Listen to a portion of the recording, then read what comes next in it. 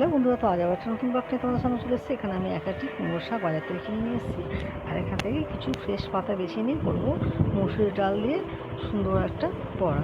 তো এখানে মুসুরি ডালটা সকালে ভিজিয়ে দিয়েছিলাম, তারপর দেখতেই পাচ্ছ খুব সুন্দর ডালটা ভিজে গেছে। আর এখানে ফ্রেশ ফ্রেশ কিছু পাতা আমি বেছে নিয়েছি, আর পেছনে শিরাটা একটু নখের সাহায্যে টেনে ছাড়িয়ে দিয়েছি, কারণ কুমড়ো শাকের পাতাটা যেহেতু একটু খসখসে টাইপের হয়। আর ভালো করে ফ্রেশ করে ধুয়ে নিয়ে জল ঝরিয়ে নেবো। আর এদিকে মুসুর ডালটা আমি সেই পাটায় বেটে নেবো। এটা মিক্সিতেও বাটা যেতে পারতো, কিন্তু মিক্সিতে বাটলে পুরো মিহি হয়ে যেত। আর আমি এটা পুরো মিহি করে বাটবো না বলে শিলপাটে বেটে নিচ্ছি। একটু গোটা গোটা ডালটা থাকবে এরকম করে, মানে পুরো গোটা নয়, একটু দানা দানা থাকার জন্য, তাহলে বড়াটা কি একটু বেশি ক্রাঞ্চি হবে।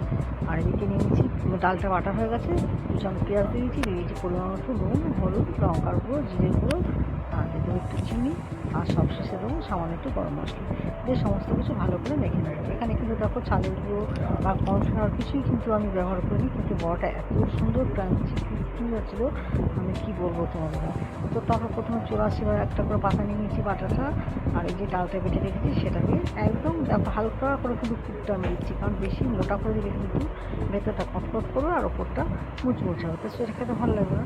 যার জন্য স্লাইড একদম দেখতেই পাচ্ছ, দেখে তোমরা বুঝতেই পারছো কতটা অল্প পরিমাণে দিচ্ছি, দিয়ে একটা বড়া স্লিপে পিঠে করে নেবো।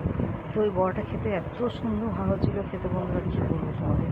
মানে কোনো বড়া আছে না, গরম গরম খেতে ভালো লাগে, কিন্তু ঠান্ডা হলে ভালো লাগে না।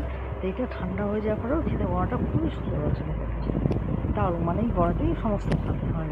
আর তারপরে দেখো ওপরটাও বড়া স্টেপে করে নেওয়ার পরে রুটিটাই কিন্তু হালকা করে একদম একদম খুব সামান্য পরিমাণে লাগিয়ে নিয়েছি ডাল বাটাটা। আর এদিকে বসিয়ে দিয়েছি কড়াই দিয়ে দিয়েছি তেলটা গরম হলে, যেহেতু বড়াগুলো একটু লম্বা লম্বা বড়, তার জন্য একটা একটা করে তেলের মধ্যে দিয়ে দেবো, কারণ একসাথে ভালো ভাজা হবে। যেহেতু বড়াগুলো বড়, দেখো রান্না হচ্ছে ভালোবাসি, ভালো রান্না করলে ধৈর্য ধরে তাই কিন্তু সেটা ভালো হয়।